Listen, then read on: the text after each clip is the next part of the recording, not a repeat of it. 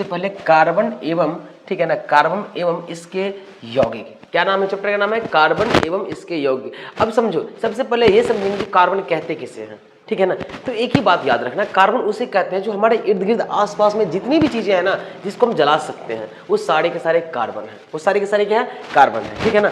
तो इससे रिलेटेड यहाँ पे हम टॉपिक वाइज नहीं करवाने वाले हैं, यहाँ पे हम क्वेश्चन आंसर आपको करवाने वाले हैं जो कि एग्जाम के दृष्टिकोण से क्या होगा? बेहद ही जरूरी होगा। ओके, शुरू करते हैं, लेट्स प्ले। देखो, सबसे पहला जो क्वेश्चन हो जाएगा वो है हीरा किस तत्व का क्या है? अपरूप है। हीरा, सबसे पहला जो क्वेश्चन बनेगा वो होगा हीरा। हीरा किस तत्व का अपरूप है? तो मैं आपको बता दूं, हीरा किसका तत्व, किसका है? कार्बन का। हीरा किसका हो जाएगा? कार्बन का अपरूप हो जाएगा। फिर दूसरा क्वेश्चन है कार्बन के कितने अपरूप हैं, ठीक है ना। कार्बन के कितने अपरूप हैं वो तो आपको पता है ना, कार्बन के 3 अपरूप हैं, लेकिन उसमें से आप 2 का नाम बता दो, ठीक है ना। तो पहला नाम हो जाएगा क्या? हीरा, दूसरा क्या हो जाएगा? ग्रेफाइट। पहला हो जाएगा हीरा, दूसरा हो जाएगा ग्रेफाइट। अब हम चर्चा करते हैं कार्बन के कितने अपरूप टोटले हैं, ठीक है ना। तो टोटली 3 अपरूप है। कौन कौन से हैं अपरूप? वहाँ देखते हैं। पहला हो जाएगा हीरा, दूसरा ग्रेफाइट और तीसरा हो जाएगा फ्लोरीन। याद करना, पहला, दूसरा और तीसरा। तीसरा हो जाएगा फ्लोरीन हो जाएगा। ओके, यहाँ तक सीख गए। फिर उससे थोड़ा सा आगे बढ़ते हैं। कहता है एल्कीन का सामान्य सूत्र क्या होगा? एल्कीन का सामान्य सूत्र बाबू मैं आपको बता दूं, एल्कीन का जो सामान्य सूत्र होता है वो होता है CnH2n प्लस का 2। ओके, याद कर लेना, ये बेहद ही जरूरी है आप लोगों के लिए।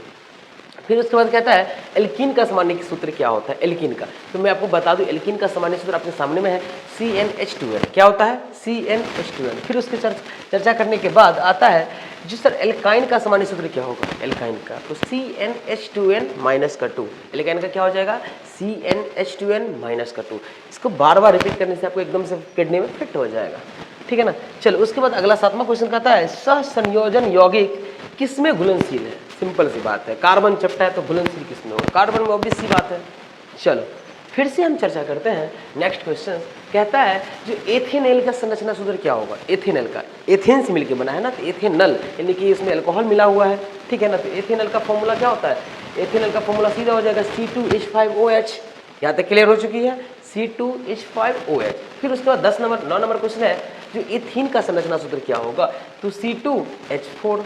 C2H4 आसान है, आपको मैं बताया था, meth, eth, pro, but, pent, hex, hept, oct, non, decane, फैला, ये सब मैंने आपको कराया था पहले, ठीक है ना। उसके बाद चर्चा करते हैं तो CH3Cl का IUPAC नेम क्या होगा? इसका जो IUPAC नेम होता है वो होता है बाबू क्लोरोमीथेन। क्या होता है इसका?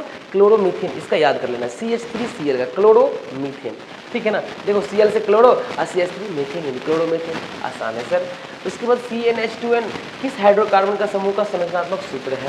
मैंने कुछ देर पहले बताया था। देखो, CnH2n का सामान्य सूत्र 2 हाइड्रोकार्बन समूहों से क्या मिलकर बना होता है? पहला अल्कीन, पहला क्या हो जाएगी? अल्कीन, ठीक है ना। पहला हो जाएगा अल्कीन। अल्कीन एक डबल बॉन्ड का क्या होता है?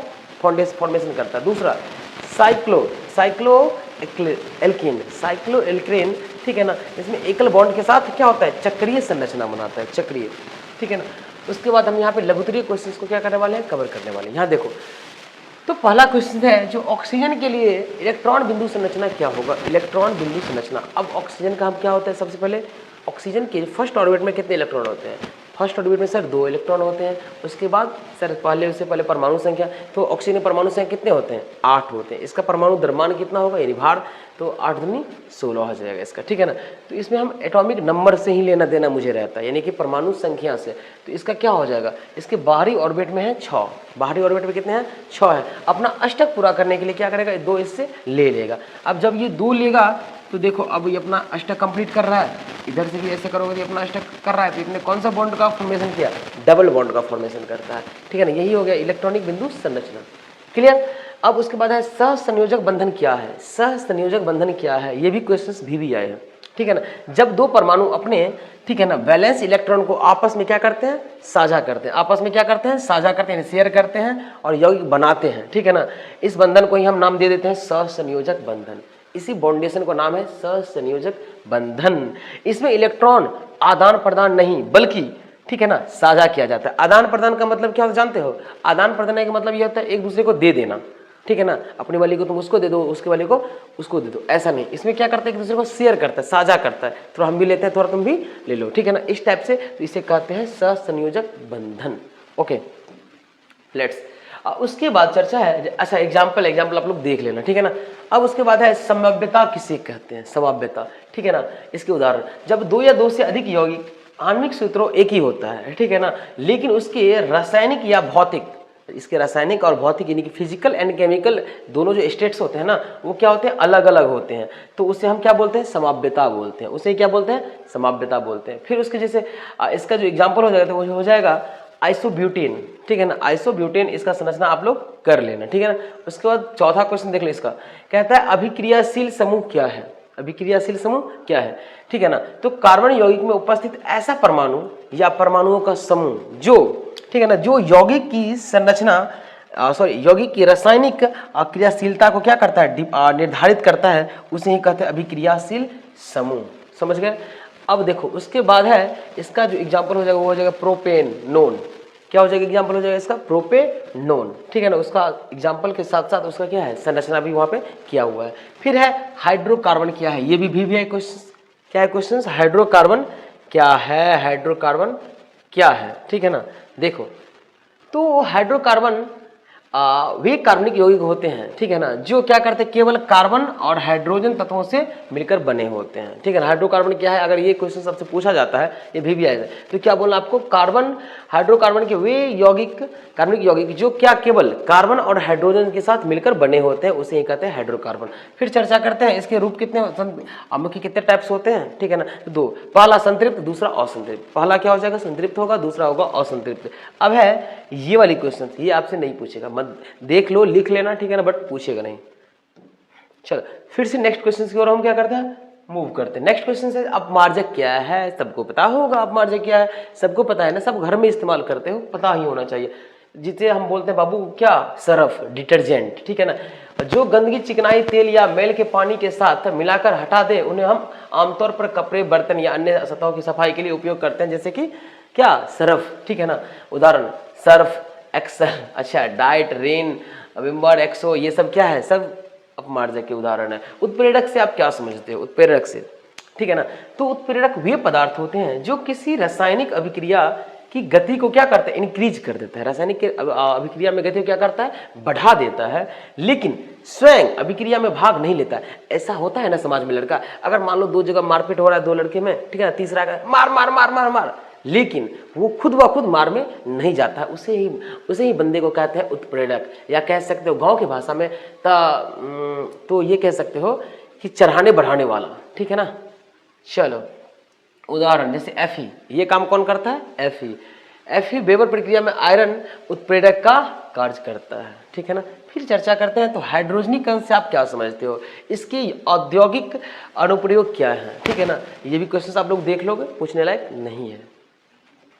चलो फिर से है हाइड्रोजनीकरण के औद्योगिक अनुप्रयोग, ये भी आप लोग देख लेना, जैसे वनस्पति घी का निर्माण में तरल वनस्पति तेलों के हाइड्रोजनीकरण एवं ठोस वनस्पति घी में बदला जाता है, ईंधनों का निर्माण, उसके बाद है रबर उद्योग में, उसके बाद है औषधि के निर्माण में, मेन चीज यही होता है औषधि, कुछ औषधियों के संश्लेषण में असंतृप्त यौगिक को संतृप्त करने हेतु, ठीक है ना।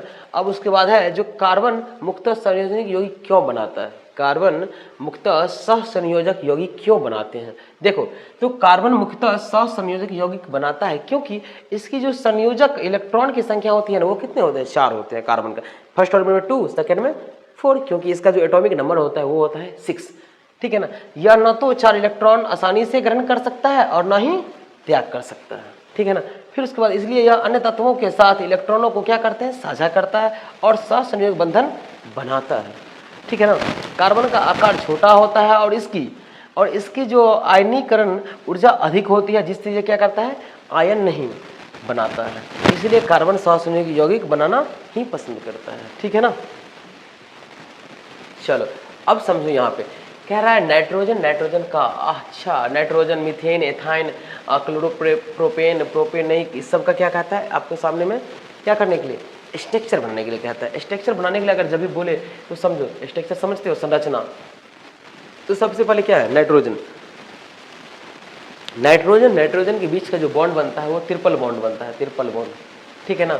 नाइट्रोजन के बीच में कौन सा बॉन्ड बनता है, ट्रिपल बॉन्ड बनता है। नाइट्रोजन का परमाणु संख्या कितना होता है, 7 होता है। फर्स्ट ऑर्बिट में कितना होगा, 2 होगा, सेकंड में कितना होगा, 5 होगा। देखो 1 2 3 1 2 1 2 3 4 5 5 हुआ, ये 5 और इसके साथ मिलकर क्या किया, अष्टक अपना कंप्लीट किया, फिर इसमें अष्टक कंप्लीट किया और ये क्या किया, अपना ट्रिपल फॉर्मेशन यानी बॉन्ड का फॉर्मेशन किया। उसके बाद है मीथेन का, तो एक CH4 होता है मीथेन का। मीथेन क्या होता है, CH4 यानी एक कार्बन और 4 हाइड्रोजन क्या करो, लटका दो, एक कार्बन और 4 हाइड्रोजन को इस टाइप से लटका दिया, ये भी संरचना आसान था। फिर उसके बाद है एथाइन, इसका भी होता है C2H, काउंट कर लो 3 3 6 H6, यानी कि इसका क्या हो जाएगा C2H6 किसका, एथाइन का, और इसका संरचना बना सकते हैं। उसी प्रकार से क्लोरोप्रोपेन का भी ऐसे ही बनता है, ठीक है ना। उसके बाद प्रोपेन नाइक अम्ल का, इसका भी ऐसे बनता है। और ये पूछता है 100% पूछता है, एक नंबर में आएगा ही आएगा, ठीक है ना, कंफर्म कर लो। चलो फिर उसके बाद है जो अपमार्जकों ने साबुन का स्थान क्यों ले लिया, ठीक है ना, अपमार्जकों ने साबुन का स्थान क्यों ले लिया, ये उसी टाइप का क्वेश्चन से आप देख लोगे क्यों लिया, क्योंकि साबुन जल्दी खत्म हो जाता था, अपमार्जक जल्दी से खत्म नहीं होता, ज़्यादा खत्म नहीं होता। उसके बाद फिर से संरचना सूत्र है, तो ब्यूटेनोन का है, ये भी देख लेना, ब्रोमोपेंटेन का है, प्रोपीन का है, सब संरचना उसी टाइप से होगा, ठीक है ना। चलो इलेक्ट्रॉन बिंदु संरचना, ये भी उसी टाइप का संरचना है, तो आप लोग इससे भी क्या करोगे, ऑब्जर्व कर लेना है। आपको एग्जाम में देखने के लिए सबसे पहले ये सब ज़्यादा जरूरी हो जाएगा, जितने भी यहाँ पे हैं, ठीक है ना। चलो बेंजीन का देख लोगे, साइक्लोहेक्सेन बेंजीन का, ये बेंजीन का हो गया, ये इथाइल अल्कोहल का संरचना सूत्र है, ठीक है ना, इथाइल अल्कोहल का, ठीक है, ये भी देख लोगे आप। उसके बाद ये साइक्लोहेक्सेन का, जो कि ये नहीं आपसे पूछा जाएगा, ये 12th में आता है। चलो फिर चर्चा करते हैं ब्रोमोपेंटेन एवं प्रोपेनोन का संरचना सूत्र, ये देखोगे, ये भी आता है, ये भी आएगा, ठीक है ना, ये भी आएगा, प्रोपेनोन ये भी आएगा, ये है ब्यूटोनोन ये भी आएगा। यानी कि ओवरऑल मेरे पीछे में जितनी हैं संरचना, ये आप इसे क्या करोगे, अच्छी तरीक़ा से कंसीडर कर लोगे, और देखने के बाद ही एग्जाम जाओगे। एग्जाम में जाने से पहले, ठीक है ना, जब एग्जाम होगा, एग्जाम जाने से पहले इस सबको एक बार विजुलाइज कर लेना, क्योंकि ये 100% आने ही वाला है, ठीक है ना। और अगर आप नए स्टूडेंट्स होंगे तो इस चैनल पर तो आप जरूर सब्सक्राइब एंड लाइक जरूर कर लीजिएगा, ठीक है। मिलते हैं नेक्स्ट टाइम, बाय बाय।